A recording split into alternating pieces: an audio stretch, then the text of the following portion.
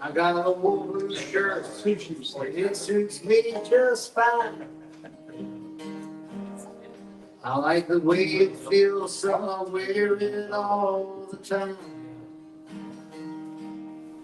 I got a old guitar, won't ever stay in tune. I like the way it sounds in a dark and empty room.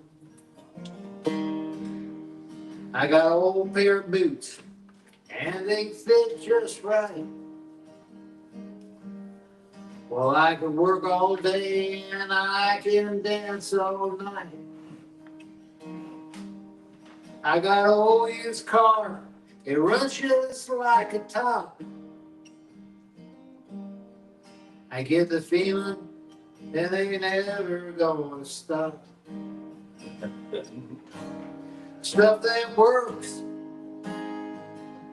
stuff that holds up, the kind of stuff you don't hang on the wall. Stuff that's real, stuff you feel, the kind of stuff you reach for when you fall.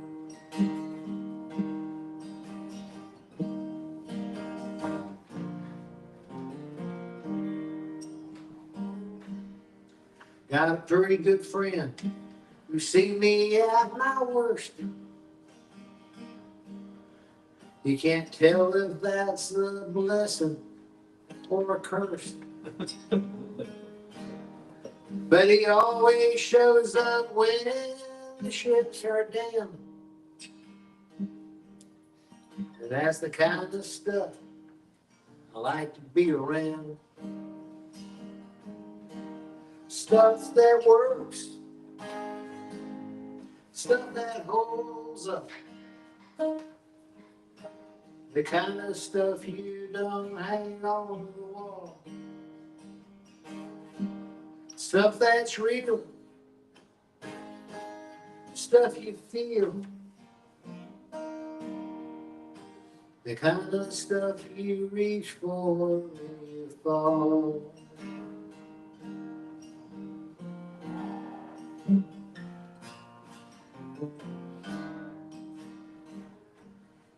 You got a woman I love, she's crazy, paints like God. She's got a playground sense of justice, she won't take odds. I got a tattoo with her name right through my soul. I think everything she touches turns to gold. Stuff that works, stuff that holds up, the kind of stuff you don't hang on the wall. Stuff that's real, stuff you feel, the kind of stuff you reach for when you fall.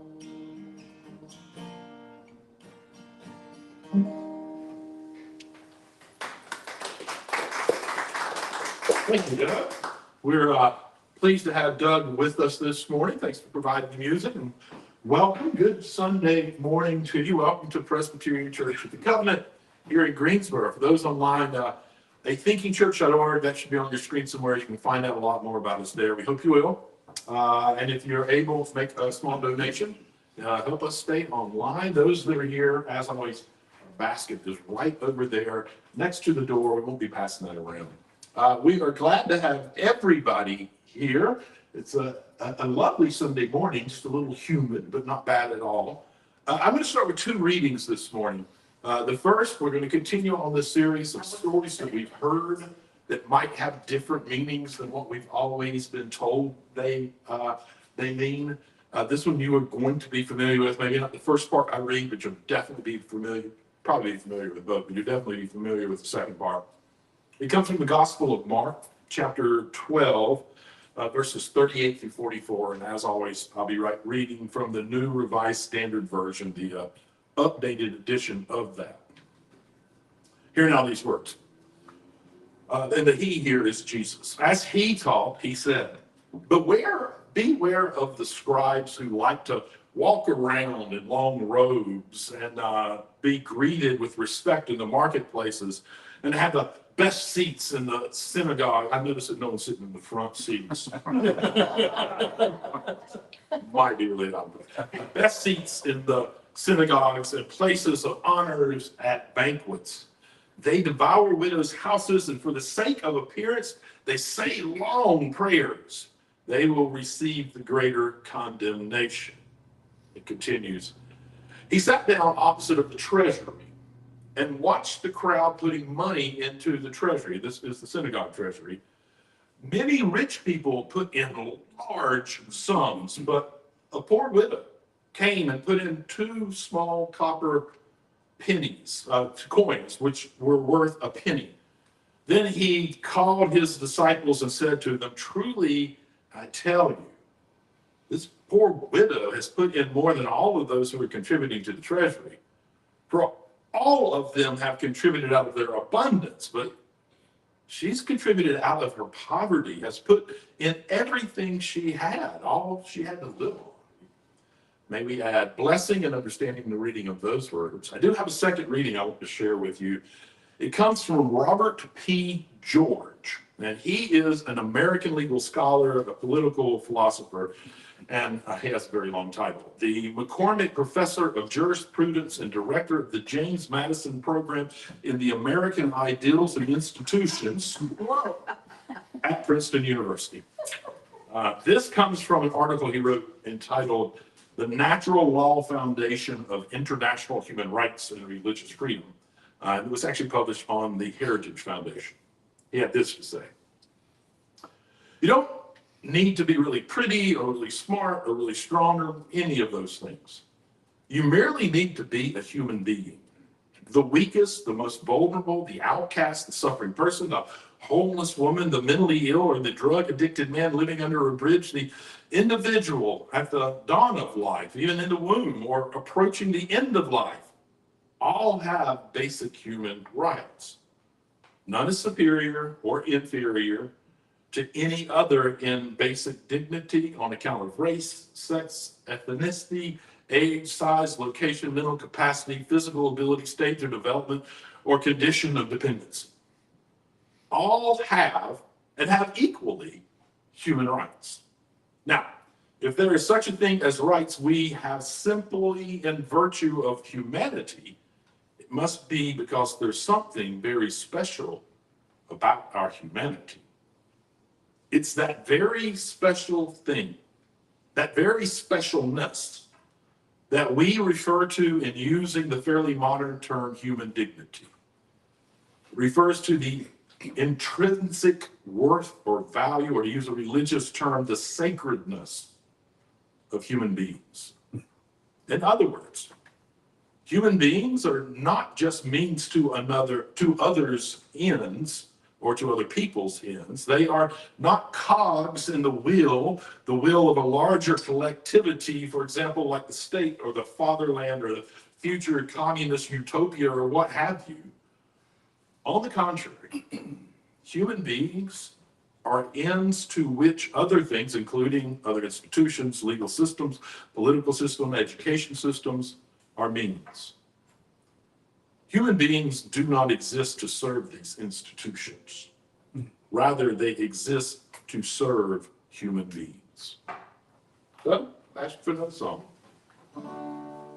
That first song, by the way, was a song by the great Guy Clark. This is a new one of mine. It's called Survivors.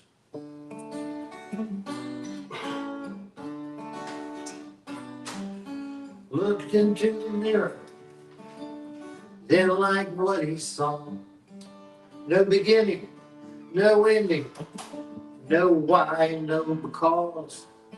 He could not go on, so he came up with a plan, doing what made him happy, not listening to the man. They call him most survivors, just try to keep moving on. Not a saint, not a sinner, sometimes right, sometimes wrong.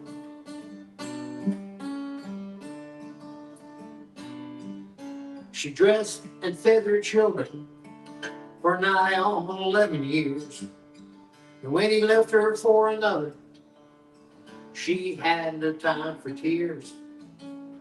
Got it together, lawyered up, and took his ass to court. Took him to the cleaners and said, have a nice life, sport. She's another survivor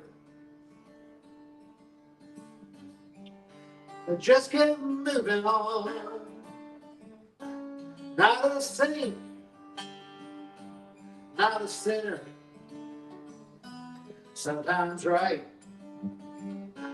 sometimes wrong.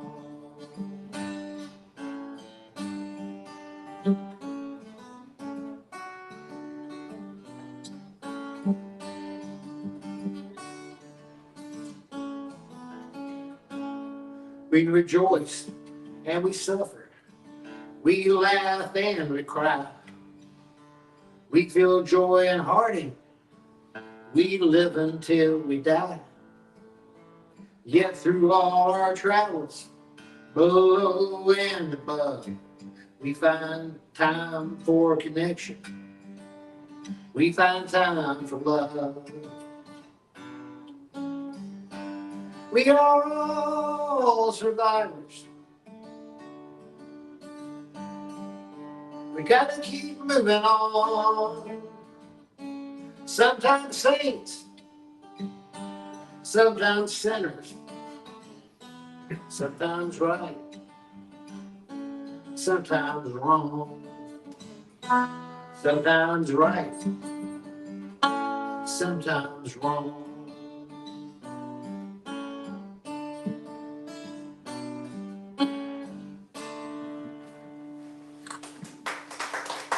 Thank you. That was fantastic. My message this morning is entitled, Everybody Else Was Watching the Offering. As we continue in this series on Bible stories you've heard one way most of your life, but may actually mean something else, I have to admit that even for me, every now and then I come across a Bible story that I've believed for years, maybe even preached for years, and then I discover I may have been looking at it a little bit wrong. This is one of those stories. I can't tell you how many stewardship sermons I've heard built around the widow's mite. Honestly, I might have done one or two of them myself. The outline for it practically writes itself, right? Rich people put large sums into the offering. A poor widow drops in 2 tiny coins, and Jesus says she gave more than everyone else because she gave out of her poverty rather than out of her abundance.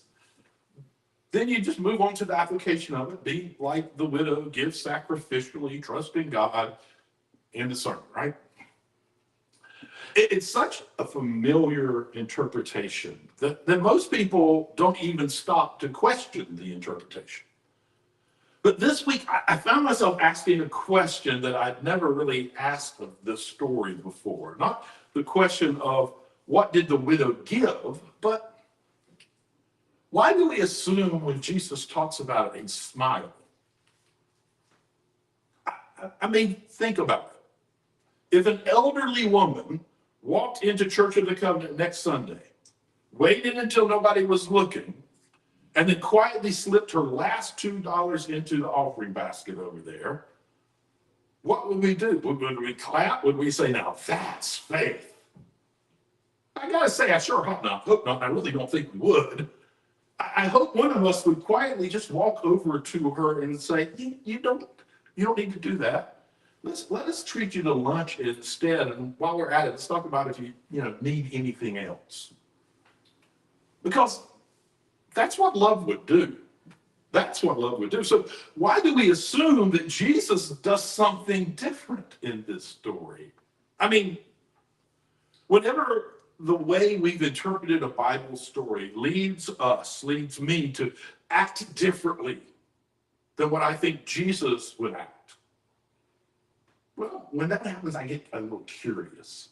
And I'll tell you a little secret. Curiosity kind of become one of my new favorite spiritual practices.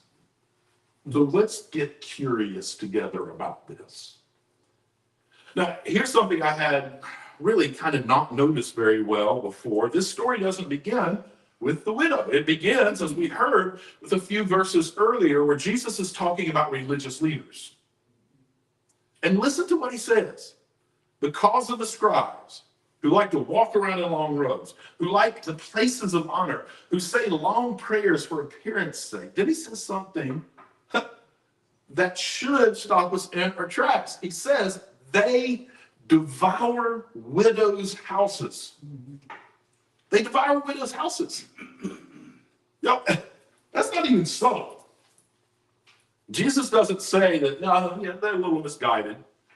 He doesn't say that they're trying their best. He says they devour widows' houses. So religion at its worst had become something that consumed the people that it was supposed to care for. Now, here's where Mark does something brilliant. I'm not doing that annoying third person talking about yourself kind of thing. This is about the author of Mark, who, for convenience sake, we're going to call Mark. So, think about this brilliant thing that Mark does. Without changing the scene, without changing the location, without changing the conversation, he introduces the very next character. After saying that, the character is a widow. Obviously, that's not accidental. Mark is too good of a storyteller for that. But we don't tend to hear anyone using that in understanding the story he tells. Mark wants us to hear Jesus condemn a religious system that devours widows. And then he immediately asks us to watch a widow standing right in front of us. He's inviting us to connect those dots.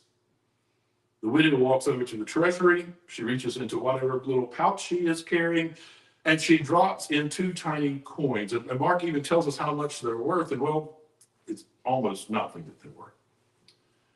Then he adds a detail that's easy to miss. Jesus says, she has put in everything she had, all she had to live a life. The Greek on this, the Greek is actually more striking. The Greek simply says she put in her whole life. She didn't simply give all of her money. She gave her whole life. Okay, can I just say something? That doesn't sound like good news to me. The gospel, particularly Jesus, is supposed to be good news, isn't it? She gave her whole life. That's not good news. That's heartbreaking. And whenever something in the gospel sounds heartbreaking, but generations of Christians have turned it into an inspirational story, I guess I start paying closer attention to it.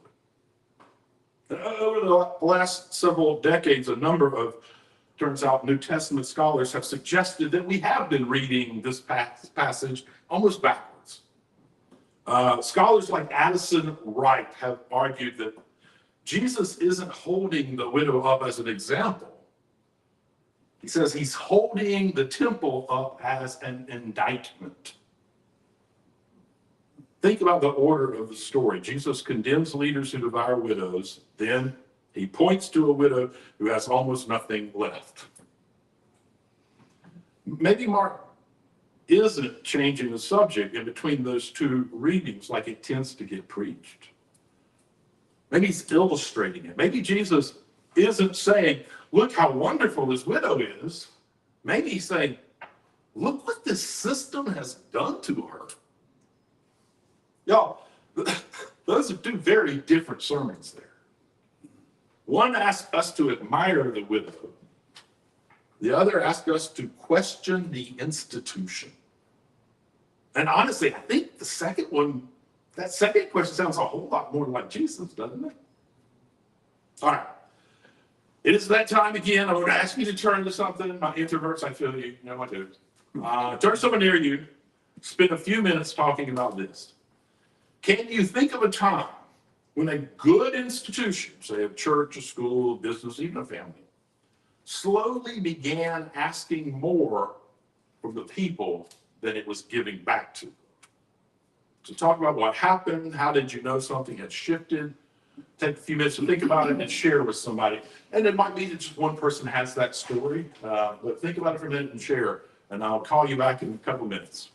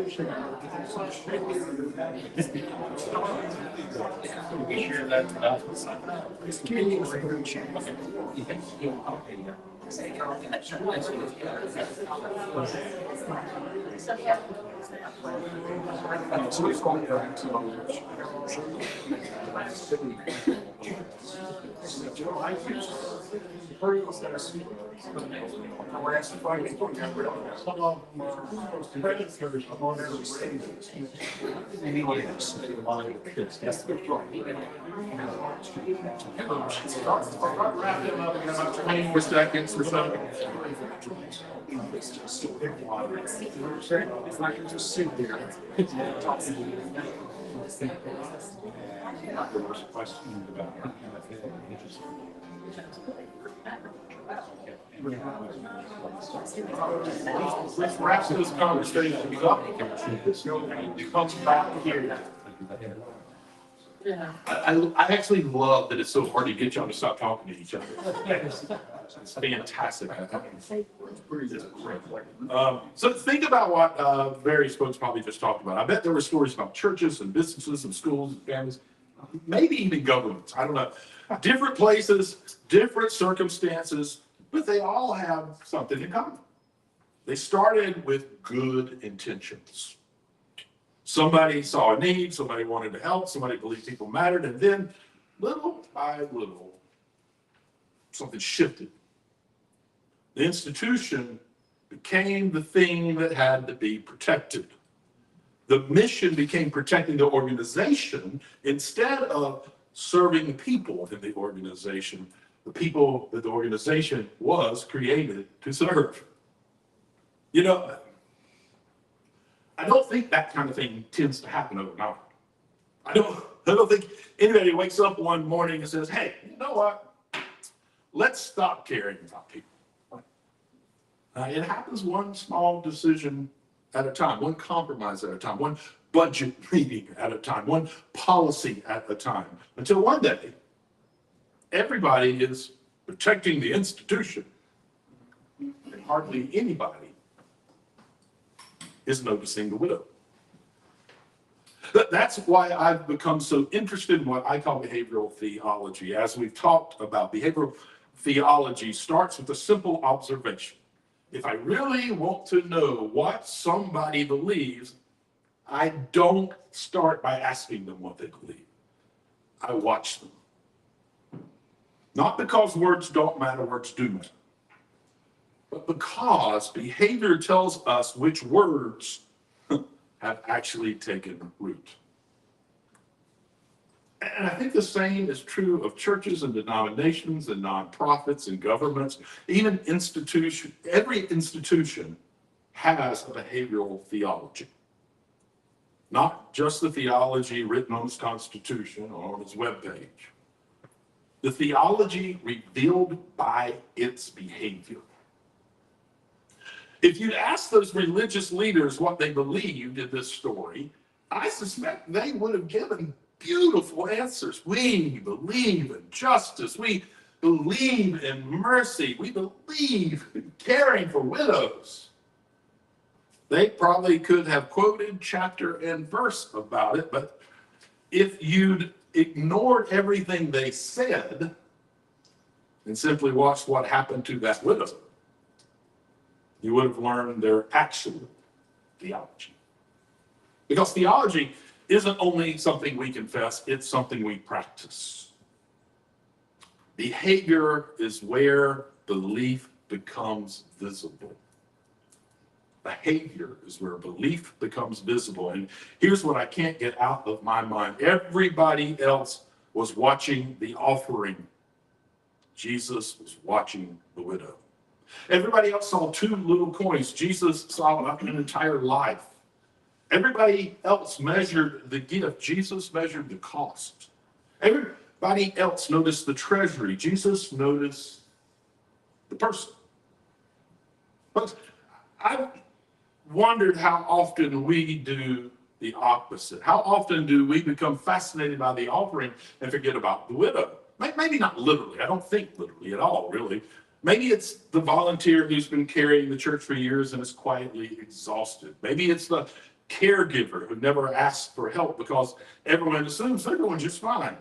Maybe it's the single parent who keeps showing up with a smile while wondering how the bills are going to get paid.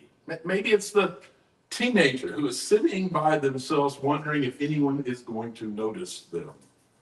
Maybe it's the person who keeps giving emotionally, financially, spiritually, until there's almost nothing left. And everyone thanks them for the dedication instead of asking whether they should have had to carry so much in the first place. Something tells me that Jesus notices those people. Because Jesus always seems to notice the people that everyone else is just walking past. The disciples saw children. Jesus saw the kingdom. The crowd saw a tax collector. Jesus saw Zacchaeus.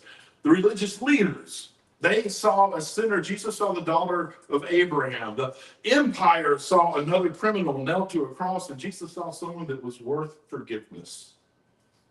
And here in this story, the temple saw another offering.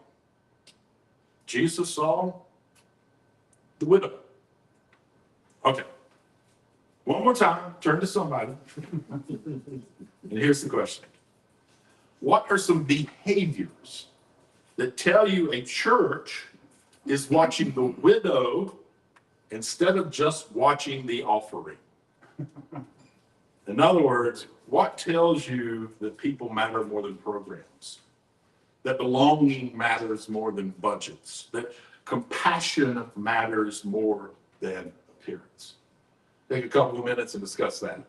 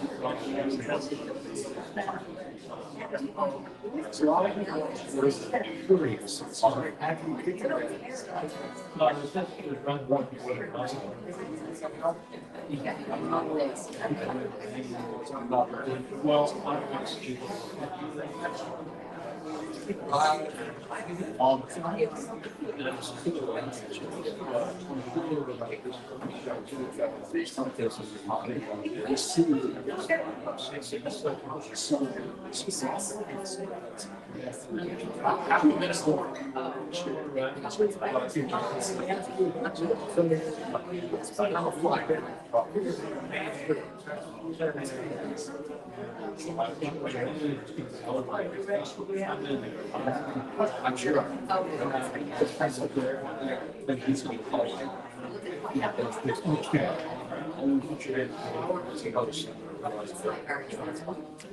Let's wrap those up.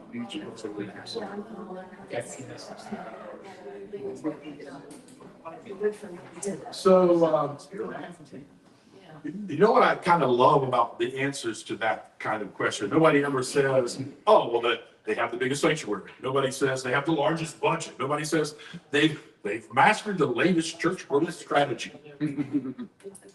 Instead, we say things like, they showed up, they listened, they fed people, they made room, they remembered my name, they sat with me, and my world fell apart. Deep down, I think we all already know what the kingdom looks like. Looks like people choosing people again and again. I don't think Jesus wanted us to leave this story asking, so how much should I give?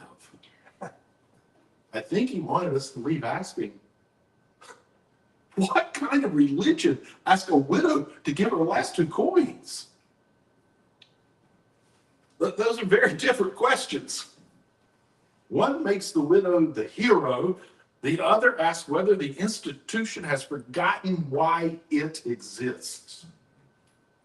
And folks, let me say this clearly. Churches exist for people. People do not exist for churches. Churches exist for people. People don't exist for churches. If we ever reverse that, we have wandered a long way away from the life and the teachings of Jesus. Because while everybody else was watching the offering, Jesus was watching the widow. May we kind of continue to become the kind of people, the kind of church, the kind of community that watches where Jesus watches, that notices who Jesus notices, that refuses to become so captivated by programs, projects, and property that we overlook people standing right there in front of us. Because in the end, I don't think Jesus was asking how much did she give. I think Jesus was asking, why did she have to? And I have a feeling that's the question that Jesus is still asking the church today. But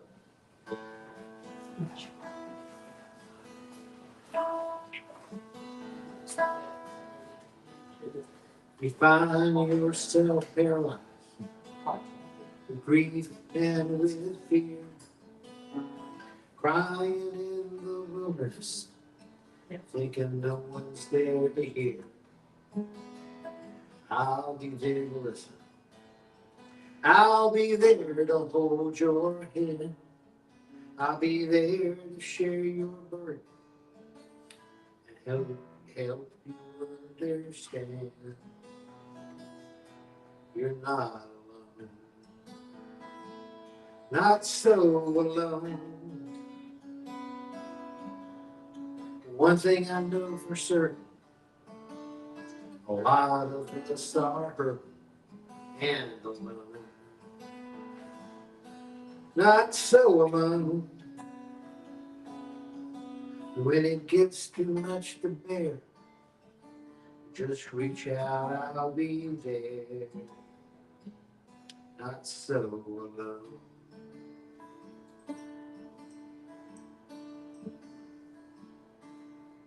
If you're looking for an answer, looking for a sign, if you're looking for an ear to bend, it might as well be mine. I might not have a solution, might not have much to say, but we'll sort it out together, somehow find a way to not be alone. Not so alone.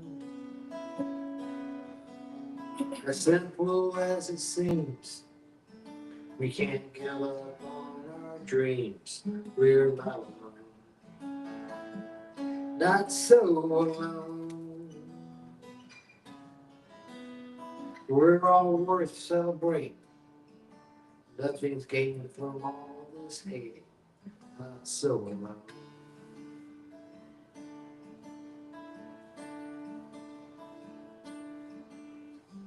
We don't want to lose our way of life. We'll keep working for what's good and what's right. There's a story to be written, a song yet to be sung. There's steps to be taken, there's work to be done. There's folks who feel the way you do. If you just won't let them in, a world of kindred spirits, I hope that you begin to not feel alone. Not so alone. As simple as it seems, we can't give up on our dreams. We're not alone. Not so alone. When it gets too much to bear, just reach out, I'll be there. Not so alone.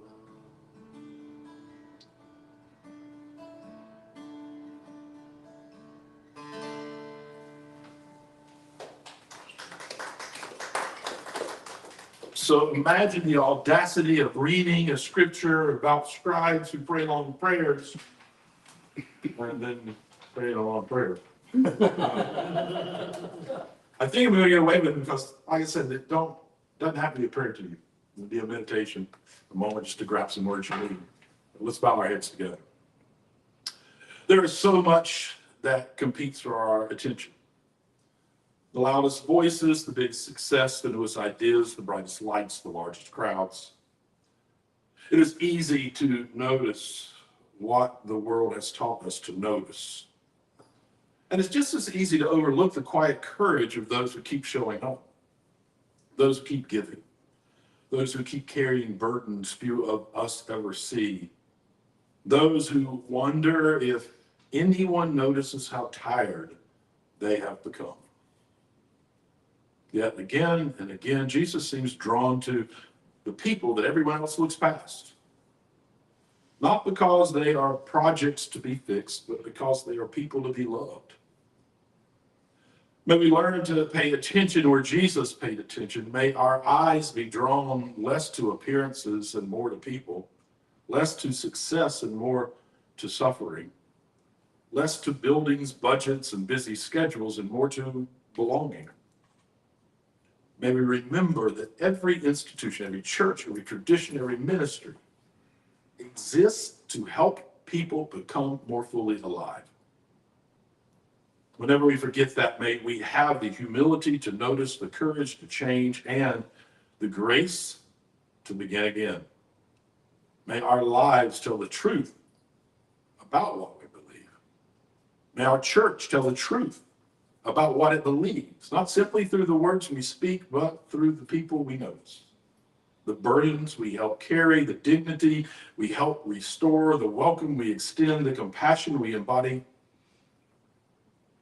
May we never become so captivated by what is placed in the offering plate that we fail to notice the person holding the coins.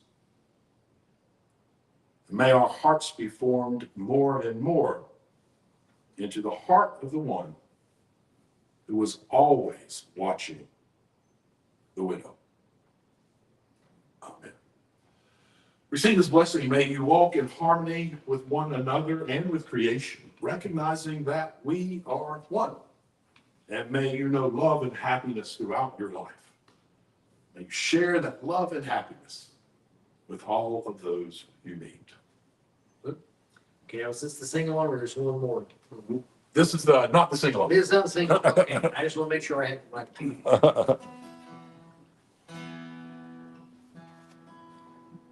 Once I felt drawn to the highway. The young me was driven to a now the older me knows where my heart lies. And that's staying right here at home. You know I love the blue ocean waters, and I love the mountains serene. But let me be here in my homeland, the land that I call Guilford Green.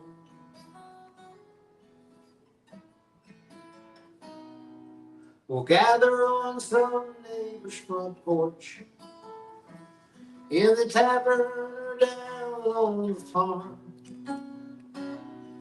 We all get along, and there's always a song as we hold our children tight in our arms.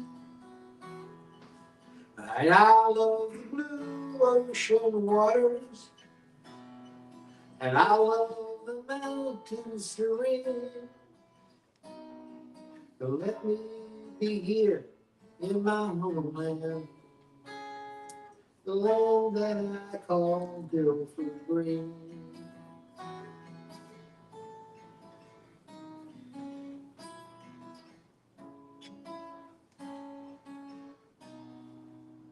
My time of wandering is over. I pulled out of the rat race. I raised my son here, and I know the time is near when his children will learn of this place. And they'll love the blue ocean waters, and they'll love the mountains serene. And they'll know that I love my homeland, the land that I call Guilford Green. Spending some mash in the blue ocean waters, and in the wind in the mountains serene. Please leave me here in my homeland, the land that I call Guilford Green, the land that I call Guilford Green.